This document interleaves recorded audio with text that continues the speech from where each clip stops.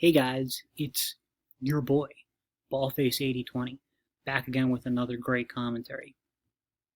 I think that this will be a fast one.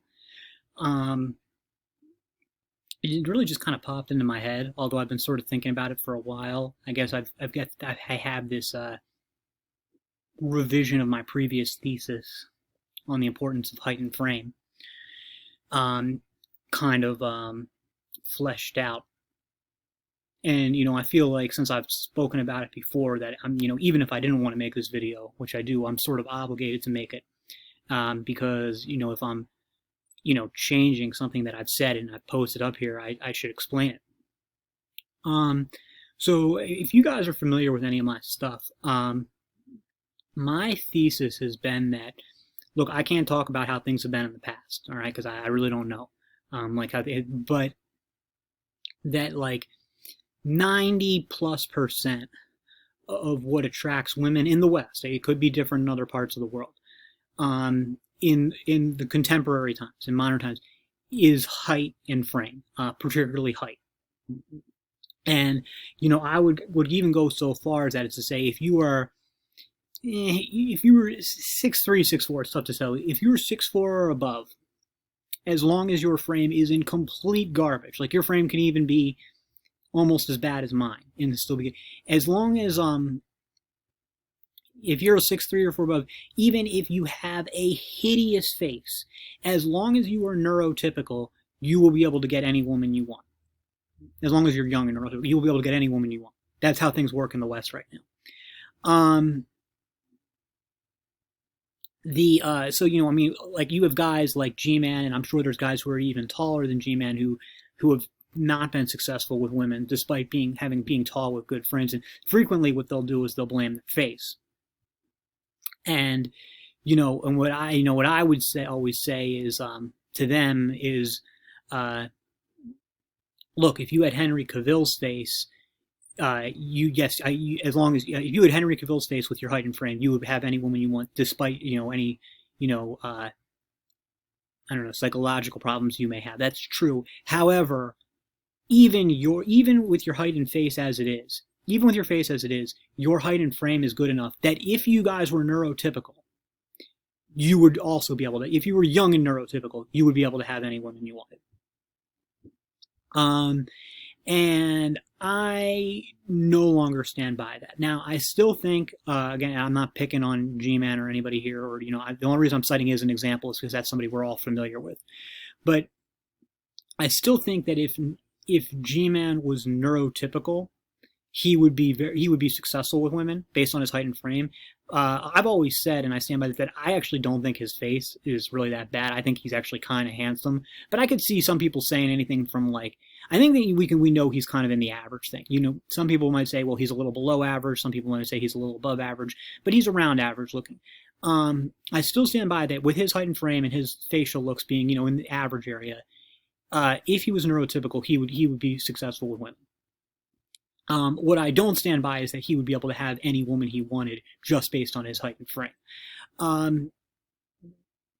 Height and frame is important, but I think I've really overestimated it of just how important it is. Often it will function more as kind of a filter, like it's you need to be a certain height or need to have a certain frame, and above that can help, but it's not necessarily going to put you over the top. So again, I don't want to downplay the importance of height and frame, but one of the example that I've always cited to show that height and frame is much more important than face is, I said, like, look at Adam Driver is a bigger heartthrob than Tom Cruise or Brad Pitt ever were, despite having a much worse face. But the thing is about Adam Driver, we can rag on his face all we want, and I'm not sure that I would call him a handsome guy, although his looks do kind of grow on you a bit. But he's got a great skull. He's got phenomenal hair. He's got really thick, silky hair, which women really care about. And this is something that insults have gotten me into that I never thought about before. He's got great eye area. Now, for a long time, I didn't even understand what eye area was. Like, I knew that there's, subcanthal tilt or, positive canthal tilt. But other than that, I just couldn't figure out what people were talking about. And I still can't, like, exactly say what it is, other than to say that I know good eye area when I see it. And I guess the best way to describe eye area is when you do this, are your eyes attractive or not? I saw some video about it where they showed Kate Upton with just like a black bar over her eyes, and they said look, you can't, like, if I just showed you her eyes, you'd know it was Kate Upton, but if I just black out the eyes, it could be her or it could be any other blonde model, and it's true. So I mean, eyes really kind of make the face. They're not everything. But that's the thing is, Adam Driver has great eye area. So we could, like, Adam Driver, yes, he's a heartthrob with it's tough to really describe as whether his face is bad or good or it's somewhere in between. But let's just say he's got a bad face, because there's certainly problems with it. I mean, my guess from looking at him is that there probably is a history of some inbreeding in his family. And because he's kind of got that backwoods look, and he's from, I think he's like from like a very rural part, and he's got a lot of, I mean, there was probably inbreeding. I mean, he lived like from the American West. There was probably some inbreeding, which is, there's inbreeding in my family tree too. It's not that big a deal. I'm not bashing the guy. But I mean, there's certainly problems with his face, but if you were to, but the thing is, like I said, he does have great hair and a great skull, and again, and most importantly, that great eye area. If you took those things away, especially the eye area, that gave him more like prey eyes and more like just kind of mediocre hair, we'll even let him keep the great skull. Would he still be a heartthrob? I'm inclined to think that he would not. So, like, for the whole thing of like being tall, now if it's something extreme, it's like you're 6'10" or something, then yes, you can have any face you want and you can have any woman you want just on height. But that's like the most extreme of the extreme. So even somebody like Adam Driver, who has good height and a great frame, one of the best height frame combos you're ever going to see. I mean, he frame mogs, what's the name of the guy who's in Thor?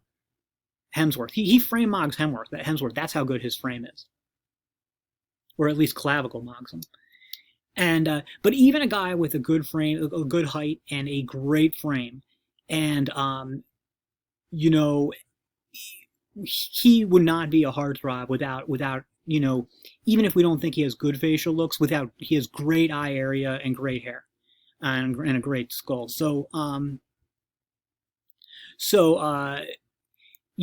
mean, I'm not totally backtracking on everything here. I still think that height is the most important thing. I still think that, it depends. Like average height and tall women would their ideal, they would prefer every guy to be, around 6'9". Very short woman would prefer every guy to be around 7'1", 7'2". That's all true. And again, you're in that 6'9" or 6'10" area. Any woman you want, no matter how bad your face is. But other than that, face is important. And I would go even further and say this. I would say that a 5'7" guy with a good face would defeat Adam Driver if he didn't have those hunter eyes and hair, even though he's... So I think what you're seeing is the taller you get, the more flaws in the face department you can get away with. And I think that that's kind of what it is. But it's not like, again, anything, as long as you're like below that 6'9" cutoff, face always matters at least a little bit. So, I've previously said that like women don't care at all about face, and that's not true. It does matter at least somewhat. And again, and the closer you are to average height, the more important face gets. With the exception of some of the like most extreme height queens, and they are out there. There's definitely women who are like you're below 6'1", 6'2", whatever, that they're just not going to consider you. I'm not here to bash them. I'm just saying that's just how it goes. Like no matter how good your face is, and every woman's got a minimum height. Some their minimum height maybe. Well, that's actually not true. Not every woman, but like 95+% of women have a minimum height. It's just a matter of where that minimum is. Most women, their minimum height is well under 6 feet. Their minimum height is probably, I don't know, it's probably even below average height. Their minimum height is probably below that. But it really depends. So yeah. So I mean, again, still height's still the most important thing. Frame still. I don't know. I think it's tough to decide between frame and face. It depends. It's really kind of a balancing act. But no, you can't. You're again unless you're 6'9" or above, you're not going to live 100% on height. You're going to need to bring at least something in the face department. That's all for now. See you in the next.